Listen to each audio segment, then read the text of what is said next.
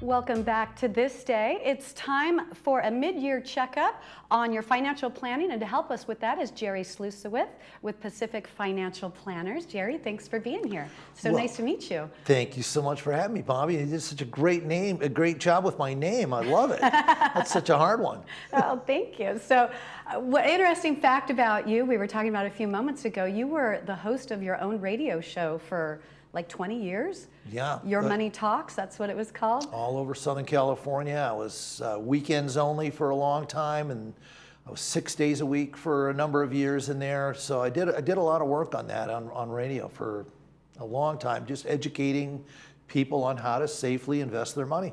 Yeah, your interest in your specialty is you're a safe, be safe with your money. How did that become the topic that you pinpoint on? Sure. Early on, I mean, in the around 1990, I was already in the business about 3 years, and there was a gentleman who, probably about my age at the time, who also was an engineer. So I'm an engineer by degree. And it makes me a nerd, pretty much organize how things work and all that sort of stuff. And he said, you've got to become a student of the market and how things work. And then what he also suggested is he said, most of the advisors focus on growth. If you watch TVs, it's like, where's your number? Watch this line, the Fidelity commercials, follow this green path to retirement. It's all about getting up the mountain and saving money. But once you retire and you give up that income, how do you safely get down the mountain? Everyone that climbs Mount Everest, I guess it's not called that anymore, but oh yeah, it is, Everest. But when you get to the top, they all want to get down. Not everyone makes the top, but everyone wants to get down safely. And so that's the income side, the retirement side. So he talked to me about that, and even to this day, most advisors are all growth oriented, and I focus on the income side. Safety and income is what people need because they don't have the chance to go back and work should they lose 40-50% in the market. That makes a lot of sense. I hadn't heard it explained that way. I love that idea because I know even just physically when you're going out hiking or whatever, like there's plenty of times I've done things and then I think, oh shoot, I didn't think about how I'm coming back down.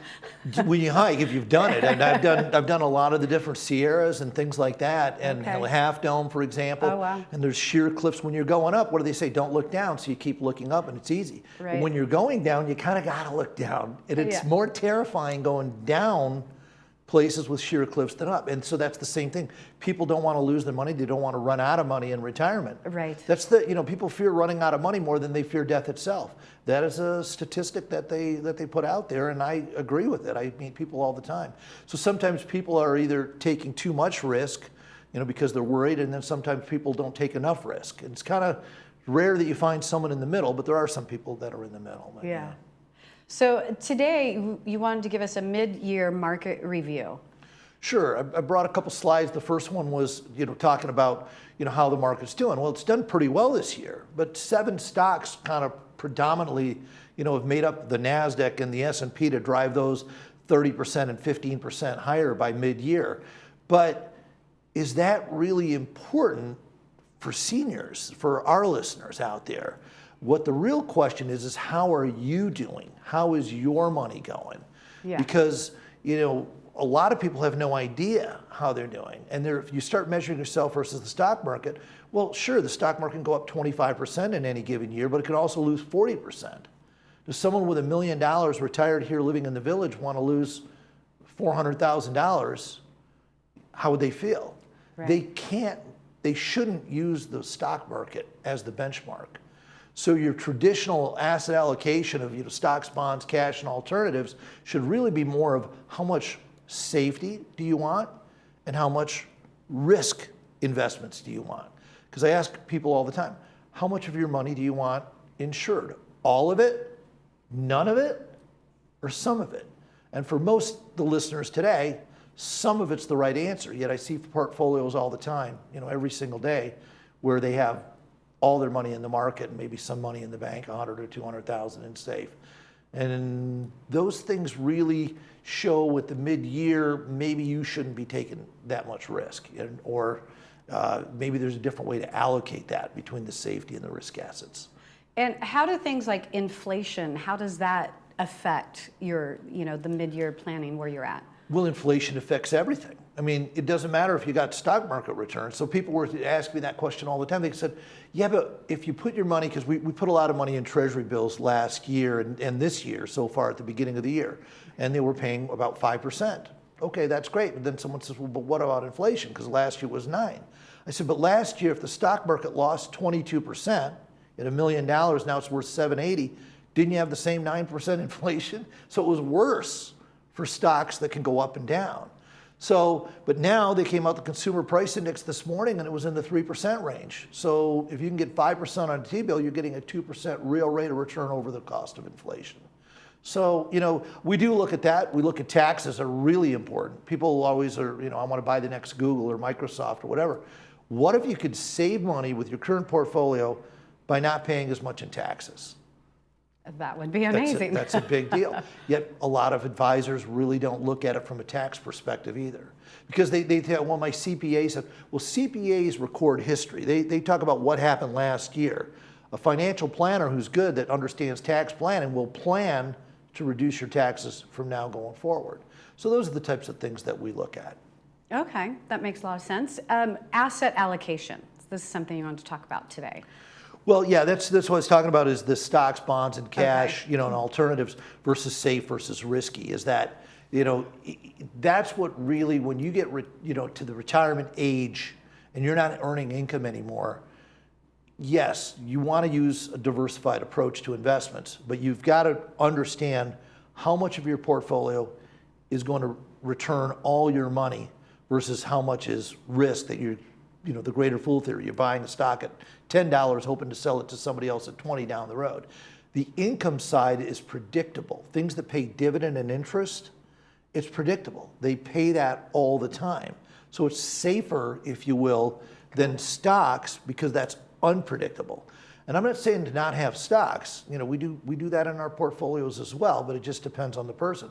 But we make sure it's allocated appropriately. Where so many people, they get to retirement and they keep all their risk assets that they had, the 401k, the 403b, they roll it over to an IRA, and then they just stay in the stock market. I see it all the time. So what, do you have a percentage as a retiree, like how much should be safe or how much should be risky? It depends on the individual situation. It just depends what you're comfortable with. Well, that's one thing. Obviously, you don't want anyone to not be able to sleep at night. You want to have that sleep factor. How much do you need safety to let you sleep? Because some people want no risk. Okay, and I get that. That's fine. We work with those people. I have many people with no risk as clients, and they're earning 5% plus. They love it. But it depends. A lot of it really is more, Bobby, is how much money they need to spend. What's their lifestyle?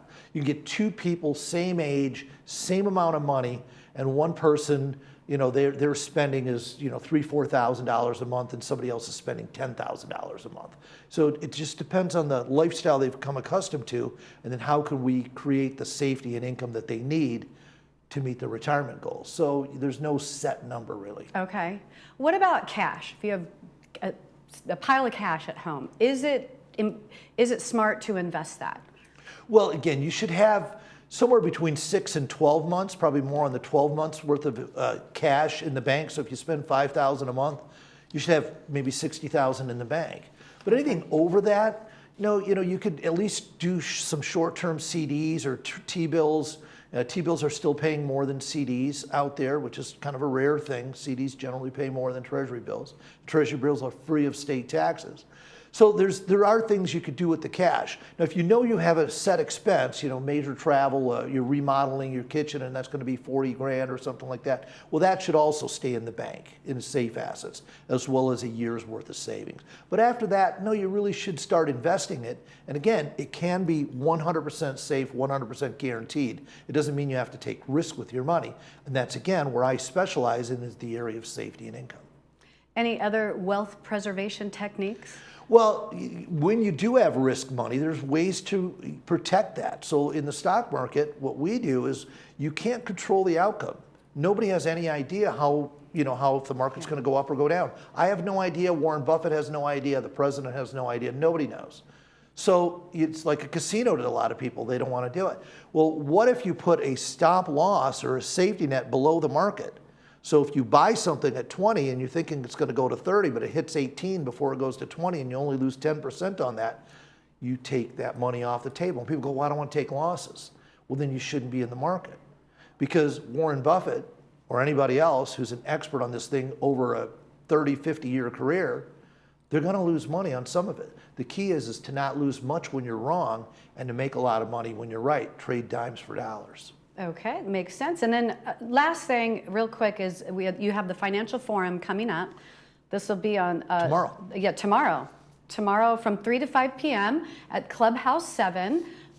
Anything different or more that residents will learn by coming to this meeting? Well, we're doing the mid-year market report, and we're going to expand on these topics quite a bit more. And then what that really does is it gives the village residents an opportunity to come in anonymously and ask any questions you want to ask. We don't take attendance. You don't have to RSVP. You just show up at Clubhouse 7 between 3 and 5 p.m. And it is group discussion.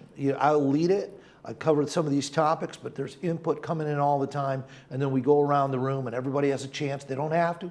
If someone doesn't want to say anything, they can just pass. Okay. So it's a good way for people who are nervous about markets or unsure to really get their questions answered. Okay, great, wonderful. Yeah, so definitely check that out tomorrow in Clubhouse 7 from 3 to 5 p.m. and get all your financial questions answered. But stay with us because coming up after the break, we will have more on this day with the Baby Boomers Club.